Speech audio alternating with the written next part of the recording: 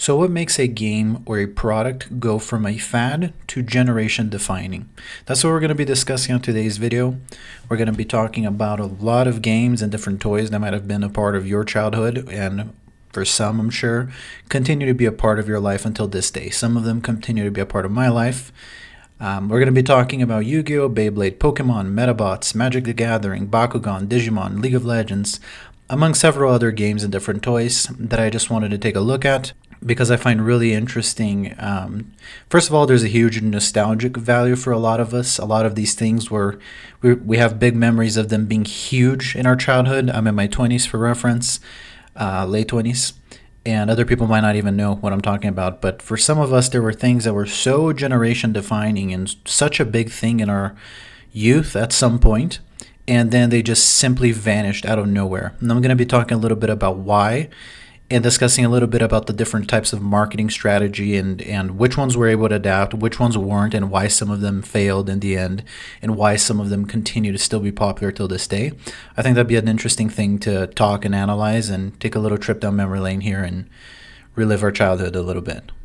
So all of these shows, games, and toys that I mentioned, among others that I haven't mentioned just yet, they all share from different marketable qualities. And these marketable qualities are going to vary and range from effectiveness long-term or short-term. And I want to talk a little bit about this one by one, which ones made use of which categories and which ones have shown that they've been able to outlast the others and for what reason. I believe that these marketable qualities that make a game successful fall under 5 categories, which would be the IP, the show, the product, the replayability value, and the gimmick itself. I think a good point to start here is going to be talking about Beyblades. If you don't know what Beyblade is, if you've been under a rock, even if it wasn't from your time, I feel like everybody knows what a Beyblade is. So Beyblades were the most sought after toy for Christmas in 2002 in the United Kingdom, and won the British Association of Toy Retailers Award for Toy of the Year in 2002. They were the top selling battling toys in the United States in 2011, which seems a little late, 2011. I remember when I was using Beyblades, I was much younger. I grew up in Brazil, in South America.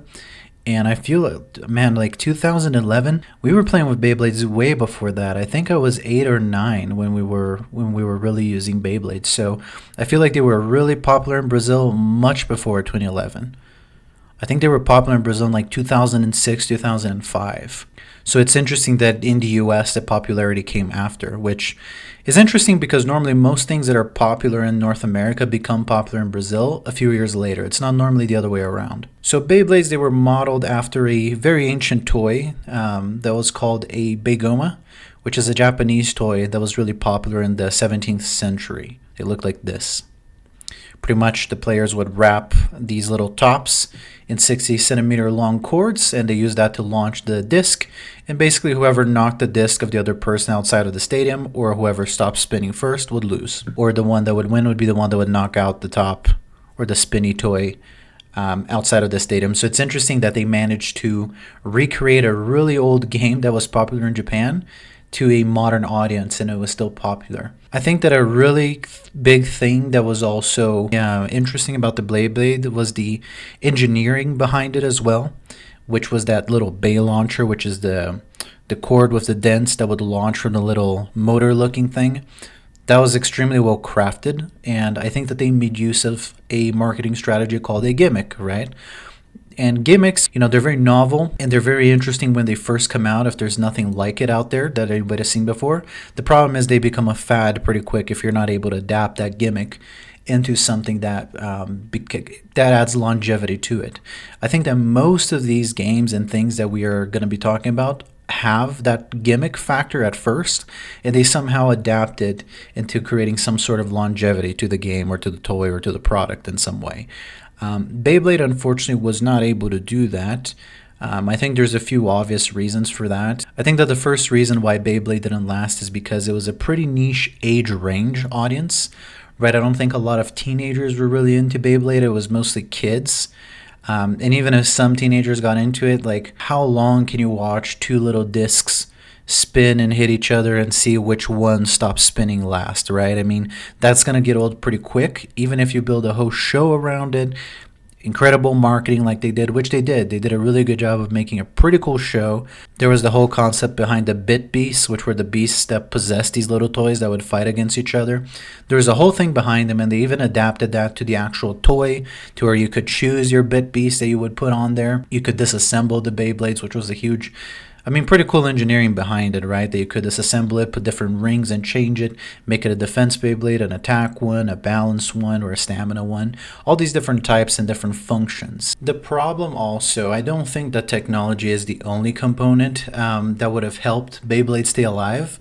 Although I can think of a few outlandish ways, right? The holograms and things like that could have made it last longer, especially because later on, they did integrate technology and they made actually motorized Beyblades, which I have a few stories about that. On a side note here, I have a pretty funny story with these Beyblades. So I was friends with a kid who his dad, he was, I think, by trade like an architect, but on the side he was like a handyman slash welder slash carpenter, like one of those can do it all kind of guys, right?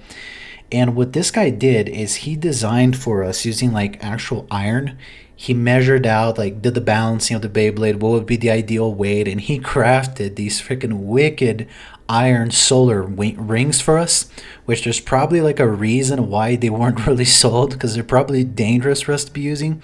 But he actually, like, I don't know if the right term would be welded, but he crafted these solar rings that were sharp that we put on the Beyblade just like they were made for the toy.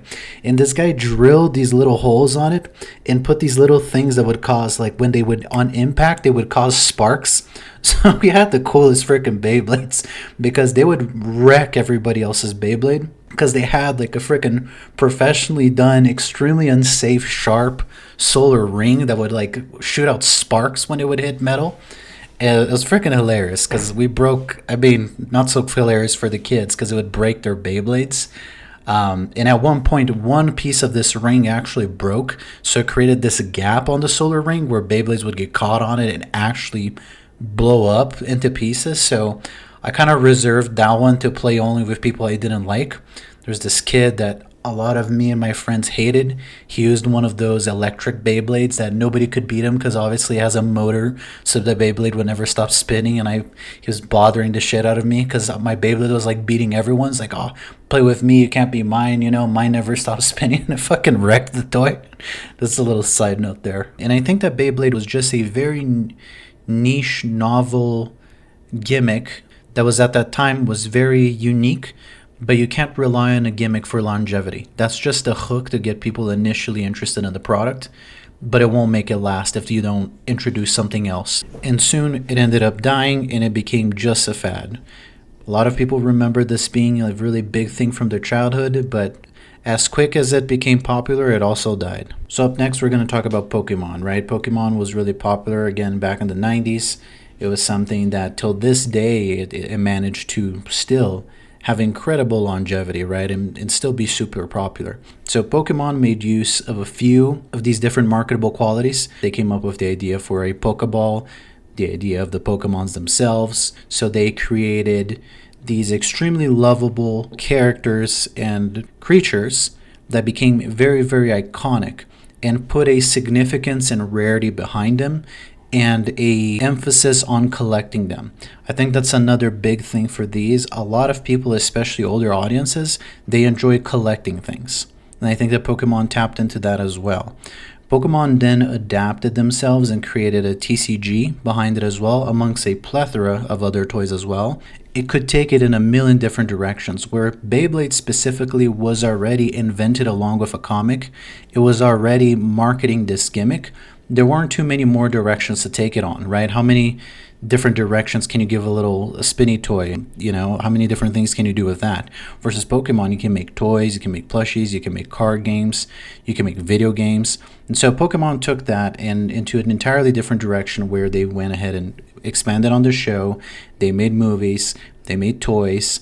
They went ahead and created an entire TCG around it, which became extremely popular. The TCG was an incredible idea, because the whole thing with Pokemon is collecting them, catching them all, right? And the TCG just gave that a physical way to do that, and a tangible way. And also there is a whole market value behind this as well, which is interesting to a lot of people as well. A lot of people invest, quote unquote, into Pokemon. So that was a huge move as well. Not only that, but the TCG was very well designed. It is very cool. So I think that added on to that.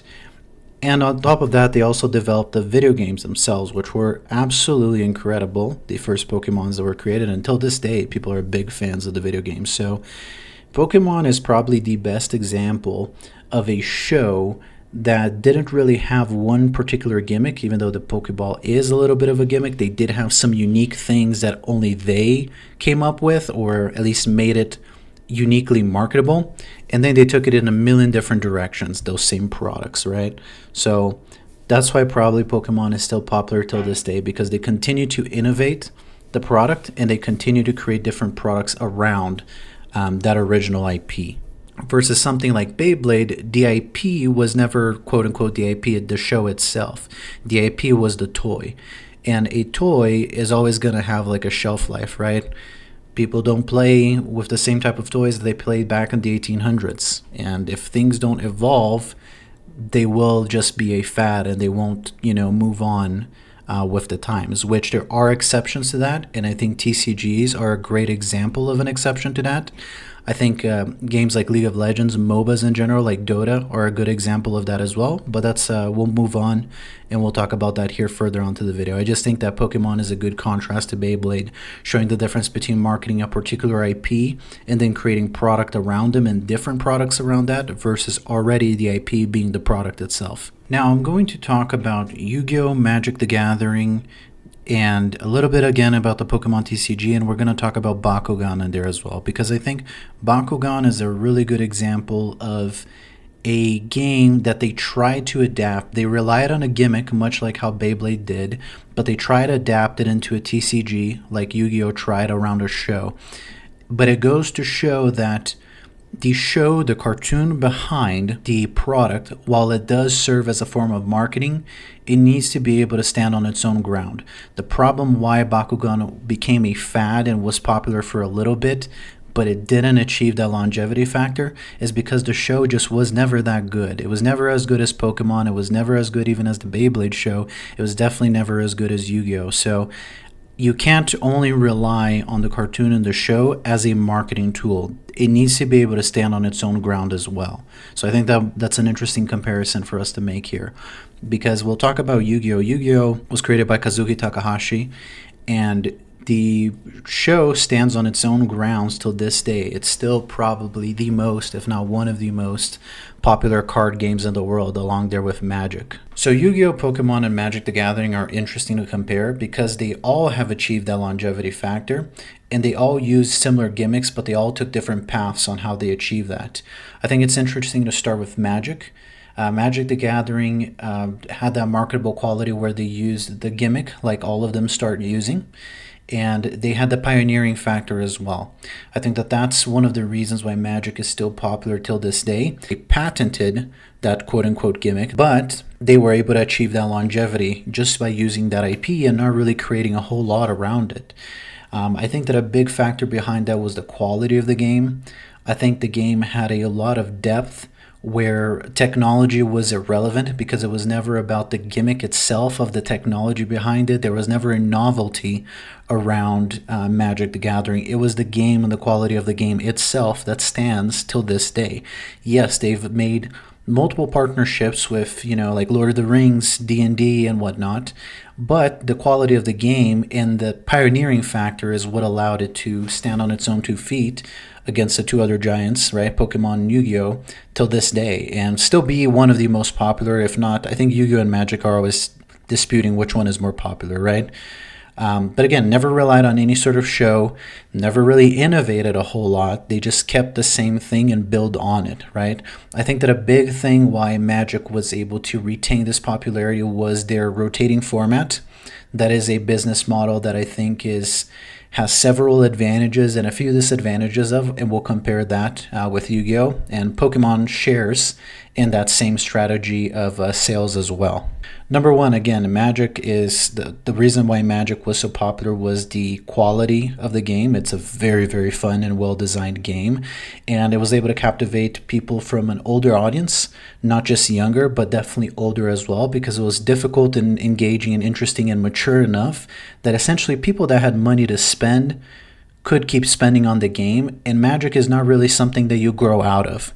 A lot of people that got into Magic were already adults, and there's no age really where you're going to stop playing Magic. It was fun when you were a teenager, and it's still fun till now, similar to Yu-Gi-Oh! And other things as well, right? And because Magic already had a more mature audience and a more mature theme, they're not going to lose this player base and these fans because of them getting older, right?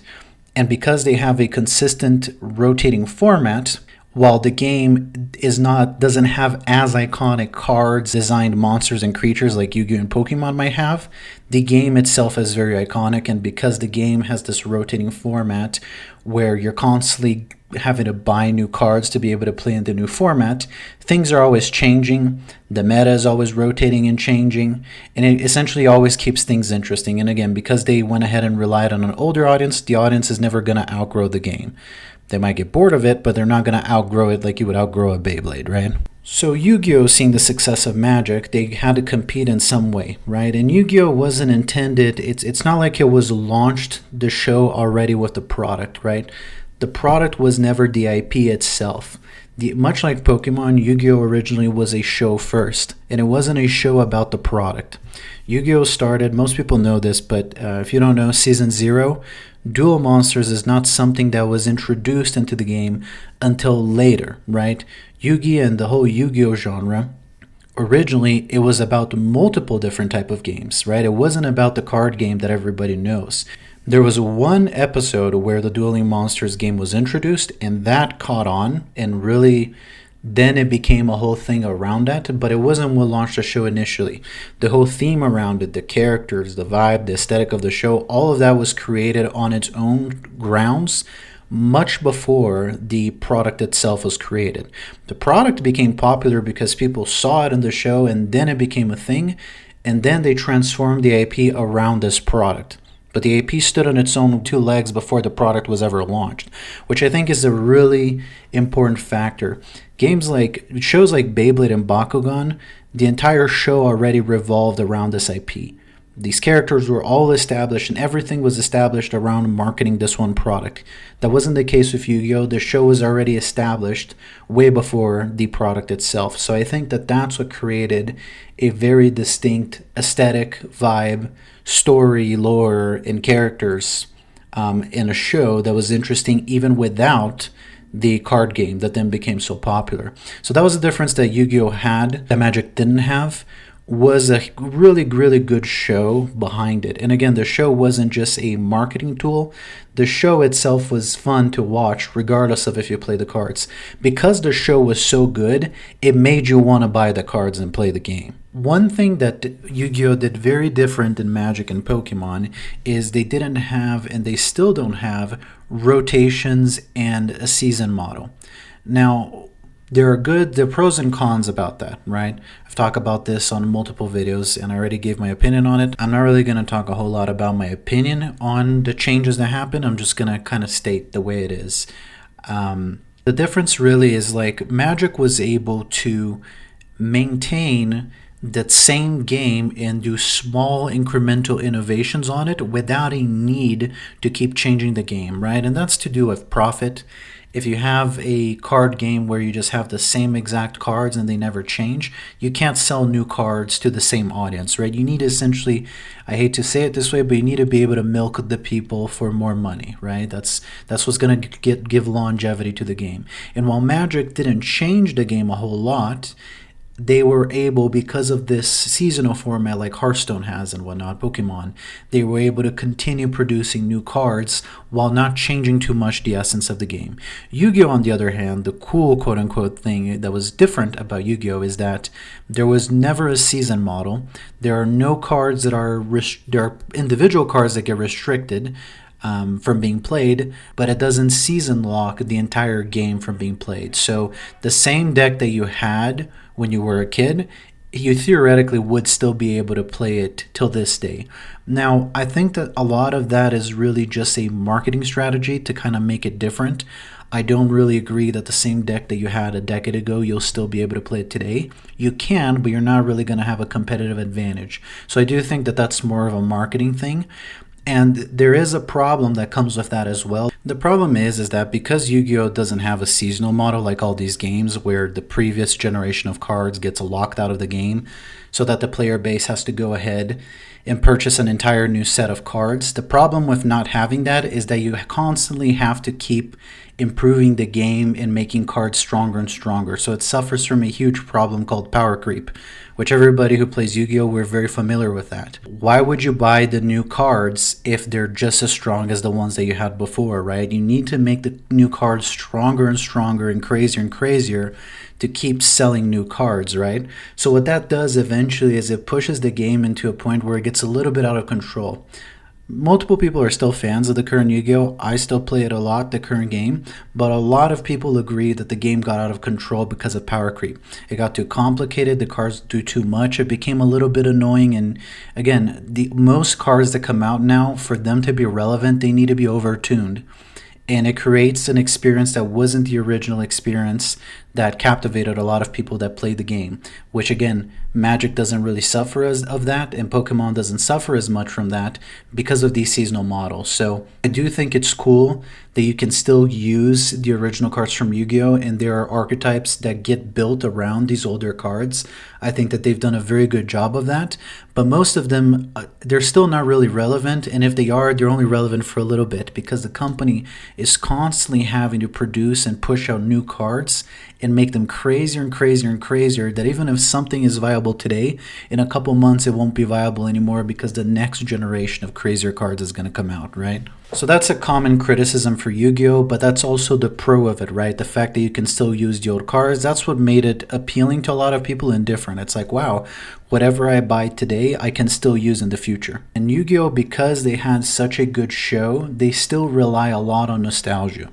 They do a lot of nostalgia baitings. Like the face of Yu-Gi-Oh is really not the new cards. The face of Yu-Gi-Oh are the iconic cards that were made back when, we were all kids, or most of us were kids, right? So the iconic Blue Eyes White Dragon, Dark Magician, those cards are hardly relevant today.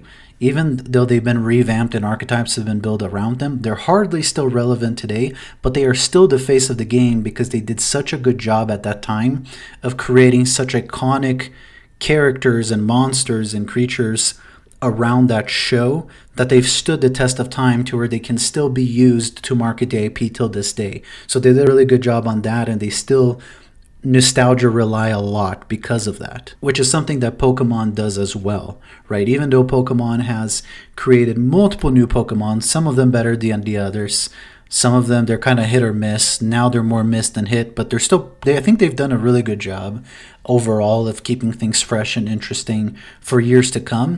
They still rely a lot on that nostalgia bait, quote unquote, like classic Pikachu, right? They still rely on that because at the time they came out, they were so unique and so one of a kind that a lot of people have this nostalgic feeling where they associate their childhood with some of these characters. And the Pokemon TCG did a really good job as well.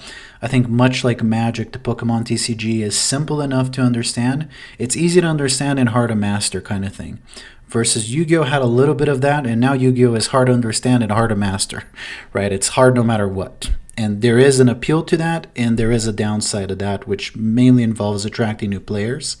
Whereas Pokemon, it's really easy to get into Pokemon, right? The downside of that is that it's not as complex of a game, so you lose interest in it a little bit quicker than you would perhaps with Yu-Gi-Oh and Magic, right? But again, it created a show without... the IP was the show itself, right? All the products and the TCG and the video games that came much after the show. The show itself stood on its own two legs and is what created that popularity to where the products were relevant. I think if the Pokemon the show didn't exist, and only the game and the card games came out, nobody would care about them. The reason why people like to collect Pokemon, why people enjoy the games and everything around them, is because the show was so good since it came out, right? So I think that that's something that is really important. And I think all three of these games and TCGs in general share on probably the most important factor that will contribute to a game's longevity. The most important marketable quality that all of these games have is the replayability factor. Again, how many times can you spin a Beyblade and watch it stop spinning before you're over it, right? Versus a card game, the more you play it, the better you get, and you play against people that there is an actual way for. There's no way to get better at playing Beyblade. You just spin the thing and see what happens, right? Versus TCGs, there's always a way for you to get better, and it creates a replayability factor, rotating seasons or new cards being printed out, which keep it fresh, and that creates the most important thing that creates the longevity. The most important thing to create the IP and make it an actual fad is going to be the gimmick and the IP itself behind it. To actually achieve the longevity, you're going to need some sort of replayability factor in there, which a lot of games share in that quality, like League of Legends and all these TCGs that I'm talking about. The reason why they're so popular till this day is because they have such a heavy replayability factor. So as we established, super important to come up with a unique gimmick of some sort, or even more importantly, come up with a unique IP itself. The IP needs to be able to stand regardless of the products. Digimon was one of those that tried to achieve similarly what Pokemon did.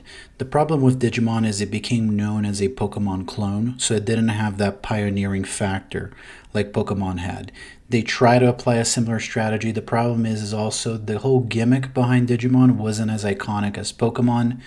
The evolutions, a lot of it seemed like almost like plagiarism from Pokemon, right? It was very unique in its own right, but a lot of people just attribute it as a Pokemon clone. And that's the problem a lot of times when you try to make something that's similar to something else, kind of like how Yu-Gi-Oh did to Magic the Gathering, kind of like how Pokemon, their TCG, did to Magic the Gathering. It has to be that much more different for it to be that captivating. And I don't think that Digimon did as good of a job in producing those products outside of the IP itself to make it stand the test of time. Even though it did do a good job, a lot of people, myself included, really like Digimon and are still fans of it. There's even a card game out for it as well, but I think it took too long for it to become a thing outside of the show, versus Pokemon was able to market on it very quickly. They were able to materialize the show into life, into product, a lot faster. And I think that that was a key factor. And I think that TCGs were a great way to make a lot of these IPs have some sort of thing where you can go back to, right? If there was no Pokemon TCG and there were no new games that get launched, even if there are new games that get launched, that would get stale. People keep coming back to Pokemon a lot because of the TCG as well. Pokemon is a little bit of a niche example because it built such a marketable IP around, like Pikachu and the characters themselves. It's a little bit of an exception. But generally speaking, like say Yu-Gi-Oh, if it was the same card game that it was since then and nothing else had been printed for it, it probably wouldn't be as popular as it is today, right? It has a really big recurring replayable factor that gives it that longevity. Now let's talk about Bakugan. So Bakugan is a little bit after my time. I watched the shows briefly, I know how it works, and I know it's still popular among some kids, but it's not the same level of fever that Yu-Gi-Oh! And Pokemon were. Now why exactly? It suffers from a similar problem that Beyblade did, right? It came up with some sort of gimmick, a novel concept of the little orbs they would fire out, and they would turn into the little monsters, and much like Yu-Gi-Oh! It's almost like a little toy turns into a hologram come to life kind of thing. But the show Bakugan is not very good, and the problem is that it seems that the entire IP was already built around this product. It was already built around trying to market this product, and they were smart because they actually didn't just rely on the gimmick of the little toy, they actually created a TCG around it. But again, it wasn't good enough to where it was more interesting and compelling than the actual gimmick itself. And the gimmick wore off very quick because the show also wasn't that good. Again, another problem with a show that is not good enough to stand on its own two legs regardless of the product. I think that Yu-Gi-Oh, even if the cards were never actually created. The show itself, at that time at least, of Duel Monsters, could stand on its own two legs, to where the anime itself would still be fun regardless of the product. I think that that's a big factor. You either have to have that much of an innovative and cool product like Magic the Gathering does, or you do need that well designed and interesting of an IP like Pokemon, to be able to still maintain that level of longevity to where it can outlast the gimmick. And finally, we're going to talk a little bit about Metabots, which is another one. There was a IP that was created that was absolutely incredible. Metabots, if you don't know, was about these kids that had these robots that would basically have these chips that you would insert into them, and that would give them their personality, their life. And they would fight amongst themselves similar to Pokemon until one of the chips popped out and it stopped working, right? That was an incredible IP that had incredible marketability behind it. The problem is it's interesting because here is a show that is an IP that is not created around a product like Bakugan and Beyblade, but it also had no product that was tangible enough to compare it to the show, right? So Metabots didn't do a good job of creating a good enough game like Pokemon or Yu-Gi-Oh did to maintain the franchise and maintain that longevity. While the IP itself was absolutely amazing and it had everything to do that, I don't really know where it went wrong, where the decisions of the games that were created around it just weren't that compelling. I think that the difference is that Yu-Gi-Oh, for example, the entire thing was already a card game, right? So it was very easy, regardless of technology, to make a product like that. When Metabots came out, video games weren't that big of a thing just yet. And while there were Game Boy, I think Game Boy Advance, maybe Game Boy Color, I think Game Boy Advance video games that were made for it, it was never that popular. And there were also the little figurines where you could switch parts out. And I think they tried to create a game around that. Unfortunately, it just didn't last. I think that Metabots could have really lasted and added that longevity factor by implementing a very well-made TCG around it. The problem, though, is that the appeal to Metabots was never a TCG around the show. The whole appeal to Metabots was the actual robots themselves fighting. And obviously, there's no way to make that in real life. The closest thing would be some sort of video game. And unfortunately, they weren't able to come up with a product at that time that was able to bring that show to life, essentially. So it was an IP that, it never had a gimmick. It stood on its own grounds by its own IP and by its own show and by its own creation, but it never materialized into the physical world. So anything like that is just a show that eventually will die off if there's no product that's created that brings it into the physical world, right? And then finally, we're going to talk about games like League of Legends, right? I think there's tons of examples that I could use for this. There's tons of video games is a whole different subject. I'm just going to talk specifically about League of Legends, but I could go on a list about what I think makes a video game stand the test of time. I'm a big fan of RimWorld for a similar reason. I think a lot of it has to do with their replayability value. I'm specifically going to talk about League of Legends because it's the video game that's kind of been competitively played the most and has lasted the longest, to where it's still relevant till this day. And how was it able to achieve that? Like when I first looked at League of Legends, it looked like trash. And we're talking about somebody that's played League of Legends for like a decade. I was playing League of Legends since like season 1 or 2. And I continued to play it up until middle of last year, 2023, because of health issues, which, if you look at one of my videos, which is the final advice on how to climb in League of Legends, I talk a little bit about that. I'm not going to get into that right now, but the game is still really popular and it's very repetitive, right? And although they do create a lot of new characters, most people would probably still be playing the game regardless of those new characters that are being created. How do they come up with such a good design for a game that has such an incredible replayability value and still maintains such a huge audience and literally turned into a sport in many countries? Like in my country, in Brazil, the biggest sport is soccer. I think most people know that, right? They closed down entire soccer stadiums to host League of Legends tournaments. No other game has ever had that been done for them. We never saw anything like that, and we still don't see anything like that. We just saw it for League of Legends, right? And we see that throughout the world. Why did League of Legends achieve that? What does League of Legends have in common with all these TCGs, shows, and games that we talked about, all these different toys? So League of Legends does not have a quote-unquote gimmick. League of Legends is a big exception because it also doesn't have its own, it does have obviously an IP, but it's not super recognizable, where if you look at this, like the average person that doesn't watch or play Pokemon sees Pikachu and they know it's a Pokemon. The average person that doesn't play Yu-Gi-Oh looks at the Dark Magician and the blue eyes and they know what it is. Most people, when they look at League of Legends, they don't know what the hell is going on, right? So how did it stay so popular, and how did it achieve such a longevity without having a show around it, without all these factors around it? Well, it's a video game. It falls under a different category. I get it. But a lot of other video games have the same qualities or similar qualities and have not achieved the longevity League of Legends has. What made League of Legends so different to where even Dota 2, which is a great game that I play as well, doesn't even stand a chance against League of Legends in terms of popularity? Why has it remained so popular? So League of Legends shares on one of these components, which is the replayability value of how the game works, which is why a lot of MMOs like World of Warcraft are no longer that popular. Most MMOs died out is because they don't share on the longevity replayability factor.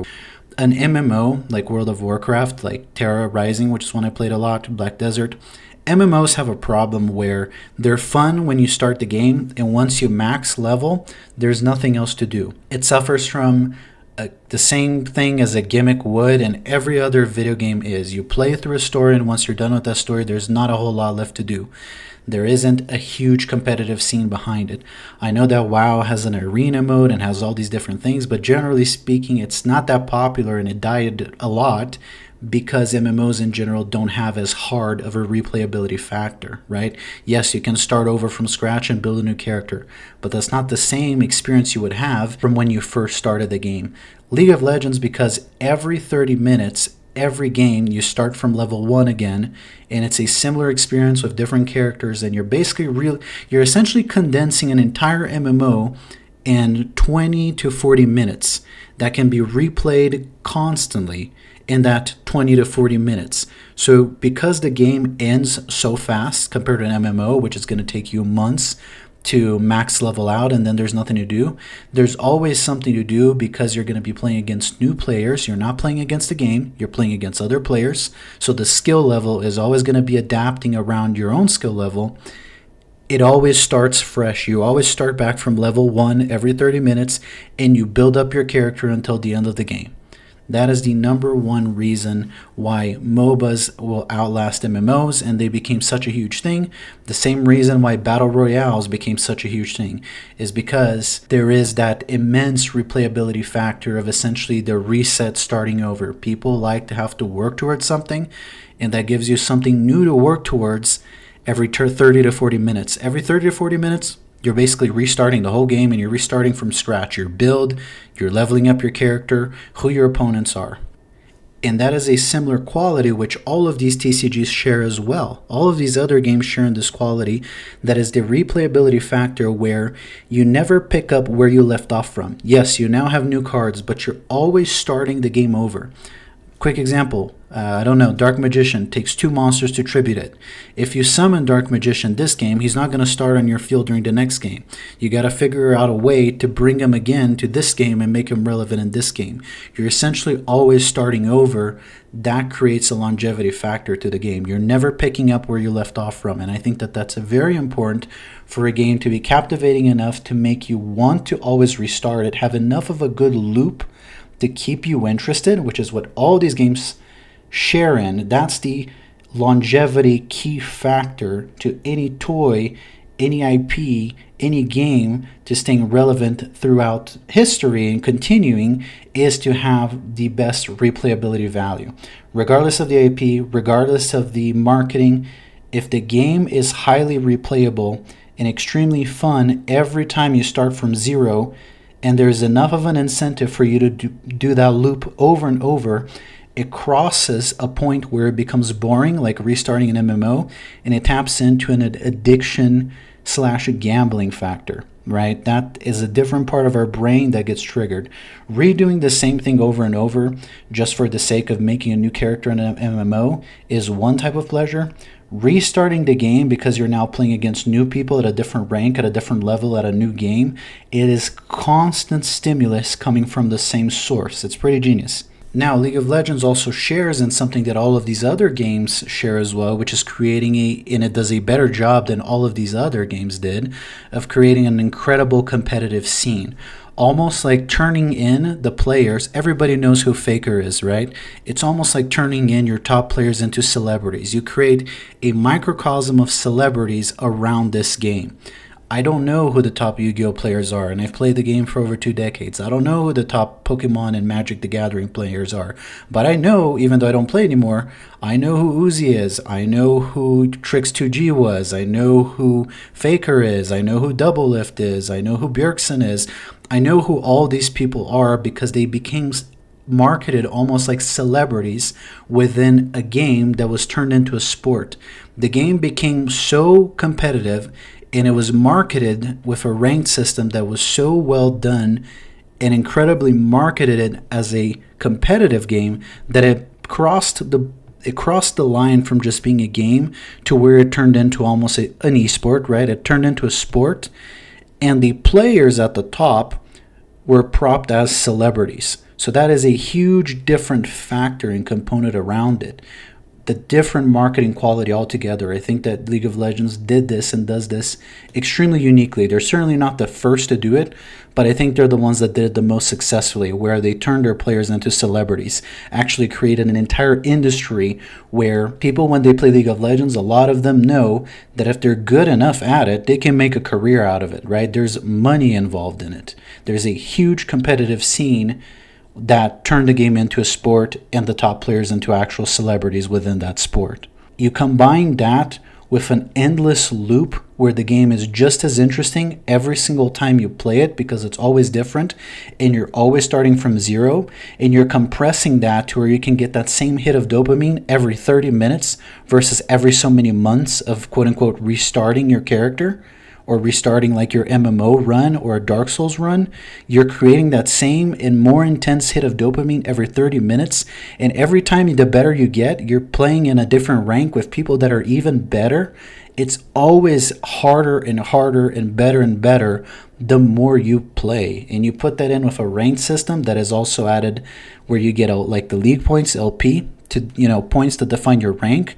That is a whole gambling thing around it as well, that is a huge stimulus for the brain as well, that I think is what kept people engaged for so long, is a combination of this loop, the celebrity status from the competitive scene that was born around it, the fact that the matches are compressed in hits of dopamine of 30 minutes or so, and that you can keep getting better and better at it. Even though the game is simple enough to pick up in one day, it is very hard to get to the level of the people that play professionally. And I think that that's what the game did so well. A game that I love as well, another MOBA, which Dota 2, which League of Legends is actually based on Dota 2. It's almost, some people say they quote-unquote stole it, right? Because it's a very similar game. It was actually originally, I believe, developers from Dota 2 went on to create what League of Legends is. Dota 2 is much more of a complicated game. It suffers from a similar problem that Yu-Gi-Oh currently suffers from.